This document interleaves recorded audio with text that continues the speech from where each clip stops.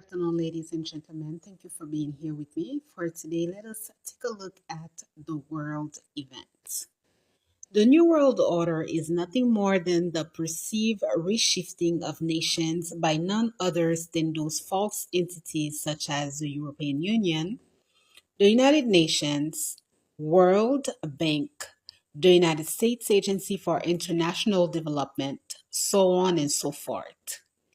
Each of these entities have a very screwed ideas of the globe, and their task and objective is to dominate through the creation of new laws, new programs, new development, etc. One thing that we must remember is that nothing is new under the sun. What these entities are engaged in has always been present.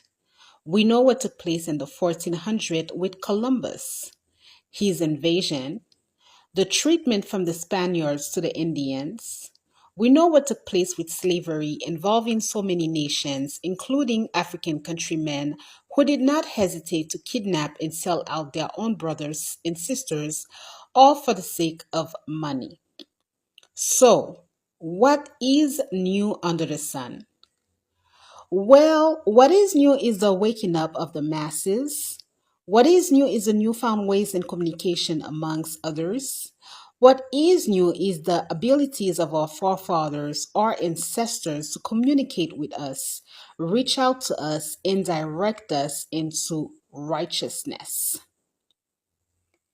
Let us observe and take a look at the recent events that will help us create the world in which we want to live. Let's go to Africa. In the recent years, a few countries in Africa have taken the destinies at hand, refusing to become cows in this milking competition from world powers. The military, with the consent of the people of their countries, have said, enough. It is time we wake up. No more false leadership, no more screwed vision, no more false support, false partnership, which supports only the greedy. The country of Mali is located in West Africa. It is the eighth largest country in Africa, bordered on the north by Algeria, on the east by Niger, on the northwest by Mauritania, on the south by Burkina Faso and Cote d'Ivoire, and on the west by Guinea and Senegal. To speak on Mali's history is to go back centuries before Christ, as it has been reported that Mali has been inhabited since then. Mali was a part of three famed West African empires which controlled trans Saharan trade in gold, salt, and slaves, which joined during the reign of Mansa Musa. The Mali Empire reached its height of power in the 14th century. The ancient cities of Djenné and Timbuktu were centers of both trade and Islamic learning.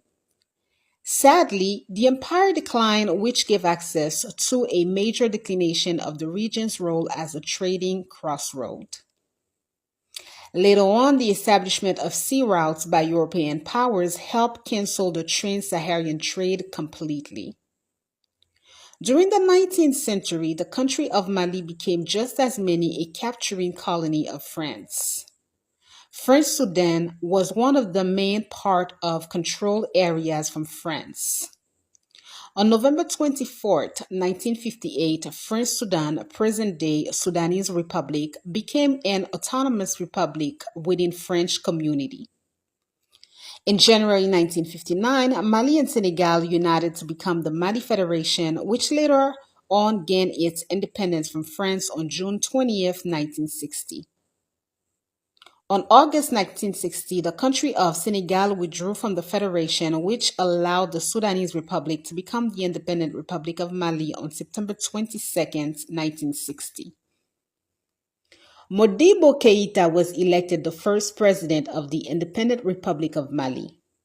By 1968, the country saw its first coup led by Moussa Traoré, overthrowing the president and becoming the military president. In 1991, the country suffered a second coup, which led to a transitional government and a new constitution.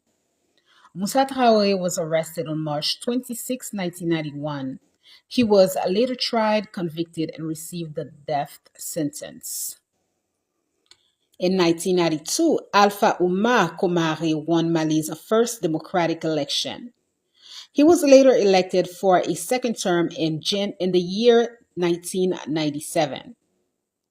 In 2002, retired General Amadou Toumani Touré was elected president of Mali.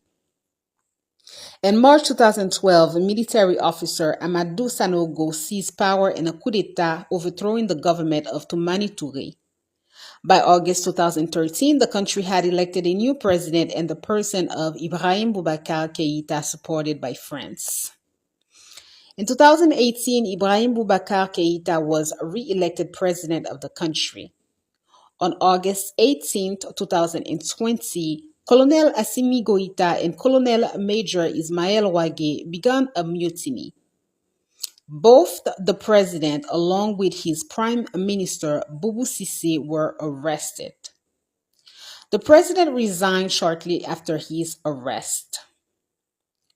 On September 12, 2020, Bandung was named interim president with Colonel Assimi Goïta appointed vice president. The new government was inaugurated on September 25, 2020. On June 7, 2021, Assimi Goïta is sworn into office as the yet again new interim president of the Independent Republic of Mali. The beautiful country of Burkina Faso is a landlocked country located in West Africa. It is bordered by Mali to the northwest, Niger to the northeast, Benin to the southeast, Togo and Ghana to the south, and Ivory Coast to the southwest. Between the years of 1958 and 1984, the country was named the Republic of Upper Volta. It was later renamed Burkina Faso under the leadership of President Thomas Sankara.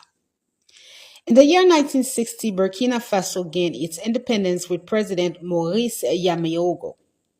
Unfortunately, just as many other African countries, Burkina Faso was subject to many coups d'etat from the time of its independence to present day. In the year 1982, Burkina Faso began to see a new dawn under the fierce leadership of President Thomas Sankara. Thomas Isidore Noël Sankara was a military officer, a Marxist revolutionary, and a Pan-Africanist who served his country between the years of 1983 and 1987. Thomas Sankara took office through an organized coup by his revolutionary comrades, supported in great part by the population. Under his leadership, he remained his country's Burkina Faso, meaning land of incorruptible people. President Sankara was an anti-imperialism persona who understood the dangers of foreign aid and foreign policy. As such, through his cabinet programs, great measures of reform were taken to support the autosufficiency of his nation. He rejected the International Monetary Fund, which serves no purpose but that of its founders. He strengthened the domestic policies of his country, such as famine prevention, land reform, suspending rural poll taxes, as well as supported nationwide literacy and vaccination programs. Thomas Sankara set up committees for the defense for the revolution, which was inspired by Cuba. He also set up popular revolutionary tribunals to persecute public officials. Obviously, Mr. Sankara's revolutionary ideas began to feel dangerous to those who were in favor of what he stood against. As such, he made many enemies, and in 1987, Thomas Isidore Noël Sankara was assassinated by no other than a former associate, Mr. Blaise Compaoré. Blaise Compaoré is a Burkinabe Ivorian who became the president in 1987. He served his country between the years of 1987 and 2014. His presidency was spent to overturn his predecessors' ideologies, campaigns, and programs. He introduced a policy of rectification specifically designed to overturn Sankara's policies. Compaoré fraudulently won each elections in the respective years of 1991, 1998, 2005, and 2010.